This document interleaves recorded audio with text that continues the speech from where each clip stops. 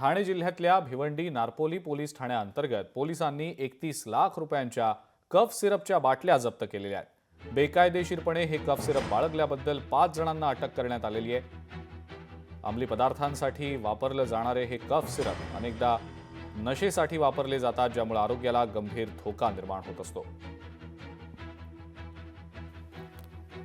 Narpoli police स्टेशनच्या हद्दीमध्ये एक संशयित स्विफ्ट डिझायर कार पकडली। त्या कारमध्ये 4 इसम आणि 4 बॉक्स होते। त्या बॉक्समध्ये बेकायदा विक्रीसाठी किंवा जे नियमबाह्य विक्रीसाठी औषधाच्या बॉटल्स होत्या, कफ सिरपच्या बॉटल होत्या।